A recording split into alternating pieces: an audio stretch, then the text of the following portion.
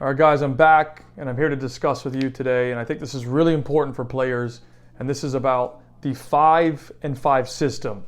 Now, what am I talking about when I say 5-and-5 system? And it's really quite easy. When you look at a team's formation, especially at the professional level, you always get the starting 11 and they give you the anticipated on-paper formation. And the on-paper formation would be like 4, 2, 3, and 1. And what actually happens is in the game, so during, for example, the build-up phase or the progression phase of the ball or in the defending phase, typically the team does not play at all the on-paper formation, again, of a 4, 2, 3, 1. So I have a diagram here I'm going to show you just for reference, okay?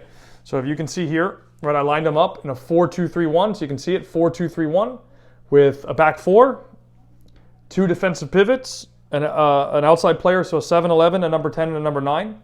And what happens typically is, which I'll show you in my second frame, they transition into a different formation, especially in build-up. So this means, for example, they go to a back 3, which you can see here. I have a back 3 with 2 defensive pivots again, with 2 number 10s, a number 9, a number 7, and number 11. And that essentially is done during build-up phases of play where they're trying to create doubt or confuse the defense, if that makes sense to you. So they start on paper 4, 2, 3, 1, or whatever formation that they're playing, and then they transition that during the game in the build-up or progression phase or even the kill phase, and they go, for example, you'll see teams like Man City did this with John Stones. He started as a center back in a back 4, and then during the build-up and progression phase, he moved into the defensive midfield spot, and they went with a back 3 with 2 defensive pivots with Rodri and John Stones. And this is happening a lot in the professional game where you're seeing that tactical variance, even though on paper, and you get this ahead of time, they show you 4, 2, 3, 1, or whatever it is, 4, 3, 3. And again, same thing on defense. Most teams at the professional level, or I should say a lot of teams, not most, but a lot of teams are playing 4, 4, 2. So they're defending in 2 banks of 4, plus 2 like 9s or like a 9 and a 10 that kind of transition off each other.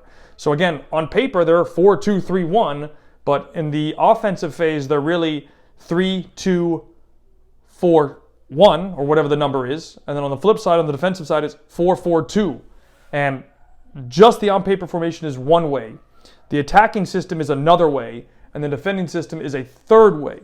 And the key thing about this is why I called it the 5-and-5 system is because usually you use 5 players to try and score. Sometimes you'll push a 6th to get that final break and to create goals.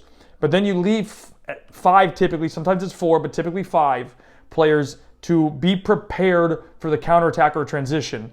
And this is stuff, again, that I don't feel like is really talked about from the professional game for people to be educated on. Like, you go watch games, you don't really understand why teams are doing this. And this even happens at the MLS level as an example.